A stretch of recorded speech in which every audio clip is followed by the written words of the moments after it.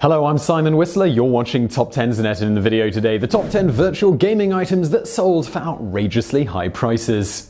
People buy some pretty pointless stuff. For example, someone paid James Franco $10,000 for a piece of non-visible art. But how much is a few lines of code really worth? Would you be willing to fork over thousands or even millions of dollars for an in-game purchase? You may not feel like spending more money than most people make in a lifetime on a virtual item, yet some people have. In the video today, the most expensive in-game purchases ever made, and we should note that all of these prices, they're listed in US dollars. Number 10. The item. Echoing Fury Mace. It's from the game Diablo 3 and the price tag it was $12,000. Diablo 3 is one of the fastest selling PC games of all time. Across all platforms it sold over 30 million copies since it was released in 2012. It's a hack and slash game, so powerful weapons can be valuable, but weapons rarely go for more than a few $100s at Diablo 3 auction houses. That doesn't mean some outrageous purchases have never been made in the game. The biggest sale in the game happened in November of 2012. The item in question was a powerful Echoing Fury Mace, and it eventually sold for $12,000. Some of you who play Diablo 3 might be realizing right now that maybe you have this item and you could sell it for big bucks, but unfortunately we've got some bad news for you. The Echoing Fury had near perfect stats, and new, more powerful weapons are released every season, so Echoing Fury Maces aren't worth that much, if anything, today. Number 9. The item. Keepstar Citadel. It's from the game EVE Online, and the price tag was $15,000. EVE Online is a space simulator and massively multiplayer online role-playing game that was released in May of 2003. It's an expansive game, and there are many different activities that users can do, like mini, trade, manufacture, and even combat. In the game, you can buy or build spaceships, and at times, this can be kind of expensive. In November 2015, one of the most powerful alliances in the game, Hard Knocks Inc., bought the blueprints to construct a Keepstar Citadel, which is essentially a Death Star. The Citadel took 3 months to build and is 956,792 square yards. It is big enough that other large ships, called Titans, can dock in it. Hard Knocks will have to keep up security on their Death Star because there is a bounty of $75,000 being offered to any faction that can force them out of their home system, which is called Rage. Citadels, they were very powerful, but they aren't indestructible. In a month-long war in 2016, another faction lost a Citadel which cost $10,000 to construct. Number 8. The item. Sword. It's from the game Age of Wulin and has a price tag of $16,000. Like several other games on this list, Age of Wulin is free to play and it has some huge in-game purchases. It's a massively multiplayer online role-playing game. Before the game was released in 2012, the developers of the game, Snail, held an auction for in-game items. At the auction, something called the Hook of Departure Sheath sold for $1,600, and then another item, the Lordly Spear Sheath, sold for $2,500. The biggest sale was that of a sword, which went for $16,000. This was all before the game was even released, so hopefully the purchaser liked the game after he downloaded it. Number 7. The item. StatTrak M9 Bayonet Crimson Web. Factory new. This is from the game Counter-Strike Global Offensive, and the price tag was a whopping $23,850.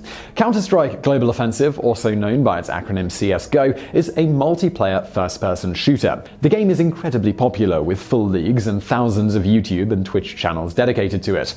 The game pits 2 teams of players against each other. You can either be the terrorists or the counter-terrorists. If you are the terrorists, you have to defend the hostages or plant a bomb. If you are the counter-terrorists, you have to rescue the hostages or prevent the bomb from being planted.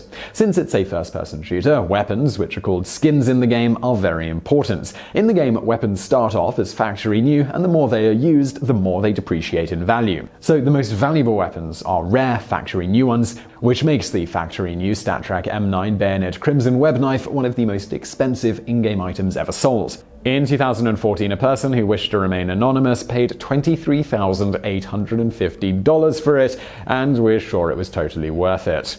Number 6. The item. Karambit Crimson Web. The game, Counter-Strike Global Offensive again, and the price tag this time was $30,000. In Counter-Strike Global Offensive, the color and design of the skins are what help add value to the weapons. For some reason, possibly because it looks cool, weapons that are crimson red with black spiderweb designs are very, very valuable. According to a YouTube channel dedicated to CSGO, McSkillet, the most expensive skin ever sold was a factory new Karambit Crimson Web knife, which sold for $30,000. Just for some comparison, that is the same price as a brand new 2018 Volkswagen Golf. Number 5. The item Pink Ethereal Flame Wardog Courier. It's from the game Defense of the Ancients 2 and the price tag was $38,000. Defense of the Ancients 2 is a free-to-play, multiplayer online battle arena game that was released in 2013. It's one of the most popular games on the Steam gaming network, and there are many major tournaments and leagues that revolve around the game. If you aren't familiar with it, the concept of the game is pretty simple. There are 2 teams consisting of 5 characters, and they have to destroy the opposing team's base, called the Ancients, before their own base is destroyed. In the game, there are 113 characters that have their own special abilities and fighting styles. There are also add-ons for the characters, like couriers, which transfer items back and forth between your team and your Ancients. They are a helpful part of the game, and having a good one is a tremendous benefit. This could explain why someone bought an Ethereal Flame Pink Wardog for $38,000 in 2013. At the time, there were only 4 of these in the entire game world. One of the reasons that it was so valuable was its color, but in a sad turn of events, just days after the purchase, a new update to the game allowed people to change the color of their dogs, which dramatically decreased the value to less than $4,000. Oh, that's pretty sad, isn't it? Number 4. The item Amsterdam. The game Second Life, and the price was $50,000. Second Life debuted in 2003, and the creators claim that it is not a game because there is no conflict or objective. Instead, basically, it's just like the title suggests, it's a Second Life, only online. Users, who are called residents, traverse the video game and do things that people do in real life, like ski or see a live concert. In total, as of 2017, there are over 23,000 regions in the game, making up 595 square miles, so it is about the size of Rwanda or El Salvador. One of the most popular areas in the game is Amsterdam, where residents can visit things like the Van Gogh Museum. No, just kidding, it's full of sex shops and residents paying for cybersex. In 2007, Amsterdam went up for sale on eBay for $50,000, which is actually a steal if you consider the price of real estate in actual Amsterdam. Otherwise, not so much. Number 3. The item Monria. It's from the game Entropia Universe, and the price tag was $150,000. Entropia Universe is a massively multiplayer online virtual universe that was released in 2003. The game has its own economy called Project Entropia Dollars, or PED, and every American dollar is worth 10 PED.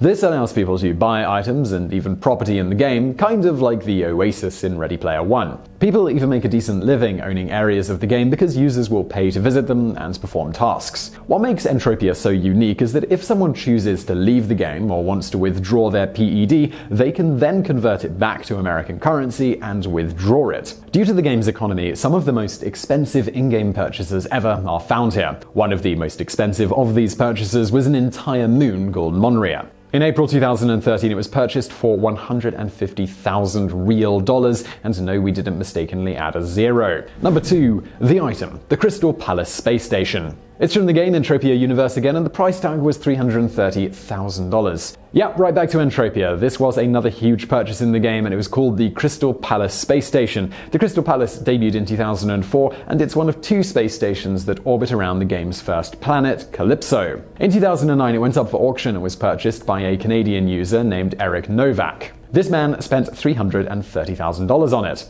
At the time, it was the most expensive in-game purchase ever. However, because of the game's economy, the space station actually generates revenue since people pay to hunt and mine in the space dome. According to an online directory, the space station is a great place for experienced hunters who are looking for a challenge. Number 1. Club Never Die. Again, it's from Entropia Universe, but this time, the price tag, it was $635,000. Oh, we're not done with this game, the game that seems to get people to fork over 6 figures fairly easily. Club Never Die is located on an asteroid that orbits around planet Calypso. The asteroid was purchased in 2005 by one of the game's biggest celebrities, Never Die, aka American John Jacobs. He spent $100,000 in order to buy it, and Jacobs, who has his own theme song, had to take out a real mortgage on his actual house. On the asteroid, Jacobs built biodomes, a nightclub, a stadium, and a mall. At its peak, Club Never Die was generating $200,000 a year, and Jacobs didn't have any employees, so all he had to do was check on it every so often. He ended up selling Club Never Die in 5 pieces, in total making $635,000 from the sale, and the largest piece was sold for $335,000. So I really hope you found that video suitably bizarre. If you did, please do hit that thumbs up button below, and don't forget to subscribe for brand new videos just like this every day of the week. Also, over there on the right, a couple of other videos that you might enjoy if you enjoyed this one. And thank you for watching.